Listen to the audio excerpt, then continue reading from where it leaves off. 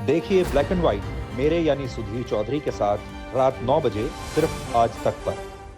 किसी भी परिवार में पति और पत्नी का रिश्ता कई पहलुओं पर टिका होता है। इनमें प्यार होता है, तकरार भी होती है और कभी कभी झगड़ा भी हो जाता है।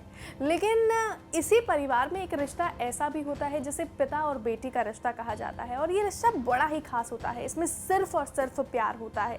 लेकिन क्या हो जब ये रिश्ता सिरफिरी सनक की भेंट चढ़ जाए। नमस्कार दोस्तों, मैं हूँ आपके साथ वैशाली और आप देख रहे हैं दिल्ली तक। दिल्ली तक में आज हम बात करने वाले हैं दिल्ली के करावल नगर इलाके की, जहां गुरुवार सुबह 7:15 पर हड़कंप मच गया।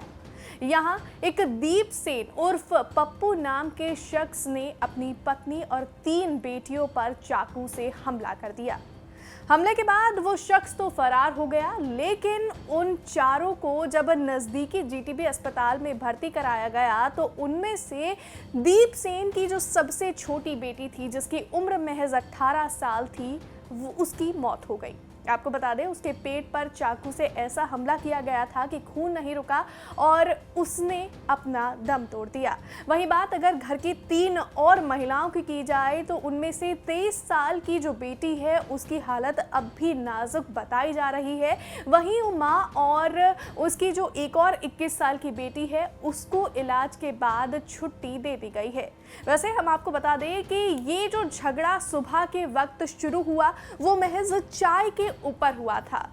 पति ने अपनी पत्नी को चाय बनाने के लिए कहा, लेकिन किसी बात को लेकर दोनों में अनबन हुई। अनबन इस कदर हुई कि दोनों का झगड़ा हो गया और हाथापाई पर उतर आए और पति ने अपनी पत्नी पर चाकू से हमला करना शुरू कर दिया। जब बेटियों ने ये आवाज़, अपनी माँ की चीख की आवाज़ सुनी तो वहाँ वो अपनी माँ को बचाने के लिए पहुँच गई, लेकिन शायद उन्हें नहीं पता था कि उनका सिरफिरा पिता उन पर ही चाकू से हमला कर देगा। और हुआ भी ऐसा ही। जैसे ही तीनों बेटियां अपनी मां को बचाने के लिए पहुंची तो पिता ने उन पर भी चाकू से हमला कर दिया।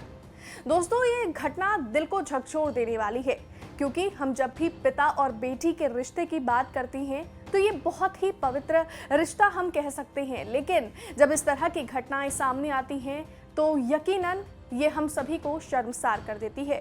फिलहाल वो शख्स फरार है और पुलिस उस शख्स की तहकीकात में जुट गई है और उसे ढूंढने के लिए सर्च वारंट भी जारी कर दिया गया है। फिलहाल इस मामले में बस यही अपडेट, लेकिन सभी ताजा तरीन अपडेट्स के लिए आप देखते रहे दिल्ली तक।